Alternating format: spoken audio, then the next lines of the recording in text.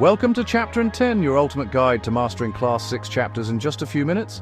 This is Chapter 6, Materials Around Us, from your Class 6 Curiosity textbook. Have you ever stopped to really look around your room? Think about the things you see. Your desk, your chair, a water bottle, a pen, a glass window. Now here is a question. What do all of these things have in common? Are they the same? No. Are they used for the same thing? No. They all look different, feel different, and do different things, but they are all made of something. And that something is a material. Today, we are going to crack the code on how we choose these materials. We're going to learn what a material is. We'll find out why a diamond is different from a piece of chalk. By the end of this video, you will never look at a mundane object the same way again. You'll see the science in every single thing. Let's get curious.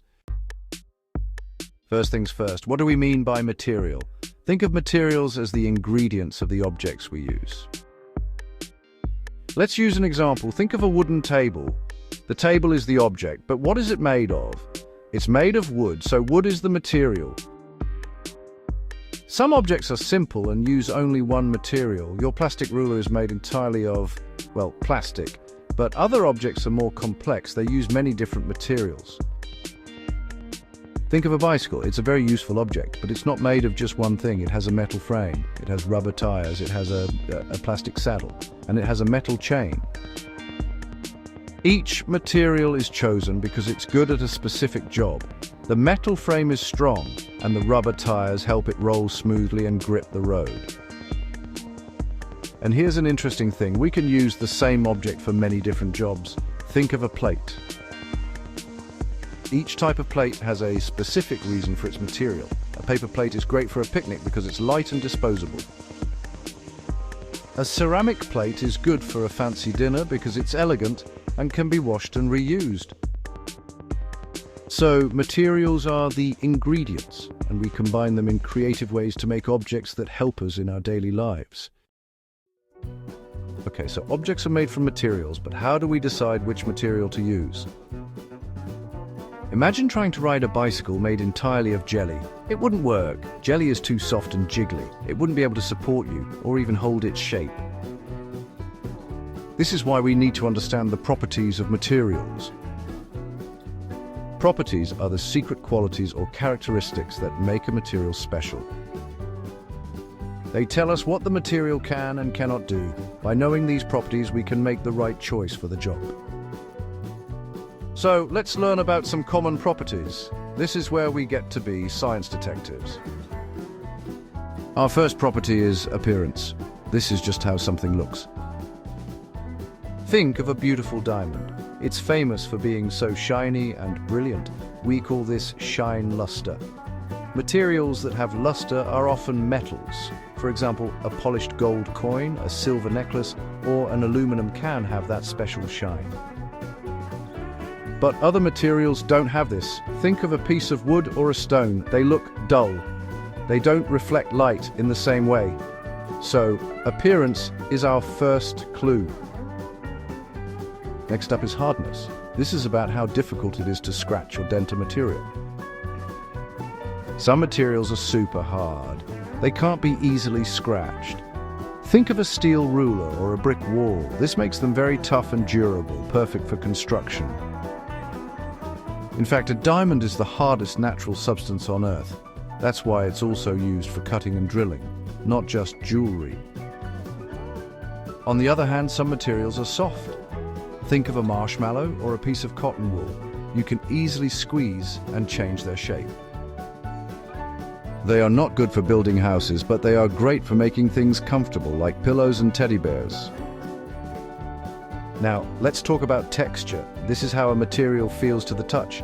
Some materials feel super smooth. Think of a polished glass marble or a fresh sheet of plastic. There are no bumps or rough spots. Other materials feel very rough. This can be very useful. The roughness of a towel helps it absorb water, and the grip on a tire helps a car stay safe on the road. Our next property is transparency. This is about how well light can pass through a material. It determines if we can see through something.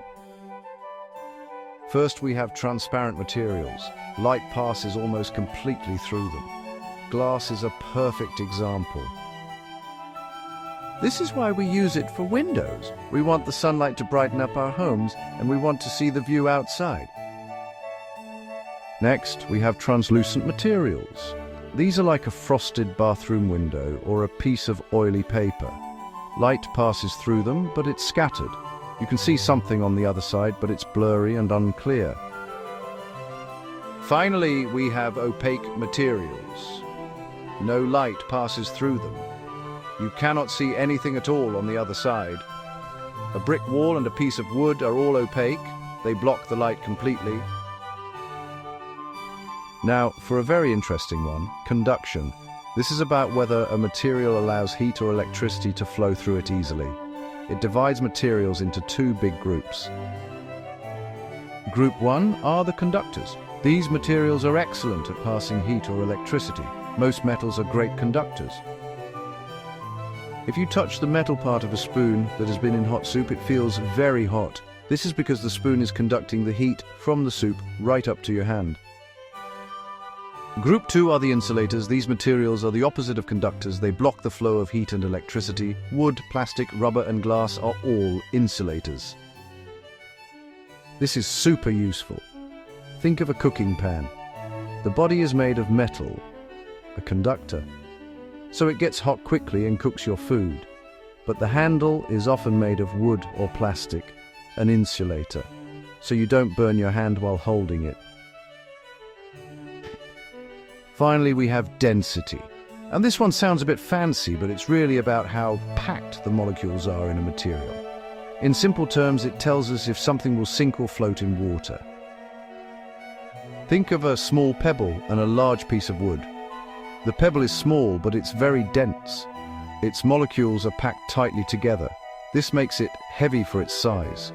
If you drop it in a glass of water, it will sink to the bottom. Now think of the piece of wood. It's much larger, but it's less dense. Its molecules have more empty space between them. This makes it light for its size. If you drop it in the same glass of water, it will float on the top. This simple property is why ships can float on the ocean, even though they are made of heavy metal.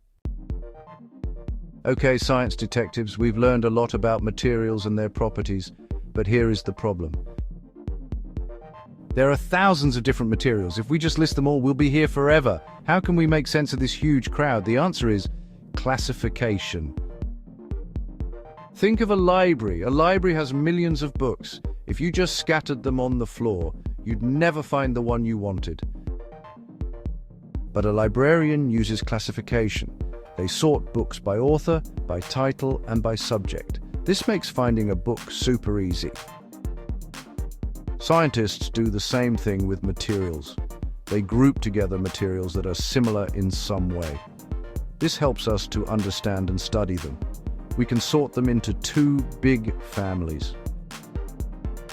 Family 1 is natural materials. These are materials we get directly from the earth, from plants, and from animals. They are found in nature, mostly as they are, without being heavily modified. We get wood from trees, we get cotton from the cotton plant, we get metals from mineral rocks called ores. Family 2 is man-made materials. These are materials that do not exist in nature on their own. We have to make them in factories using chemicals and special processes. They are created by humans.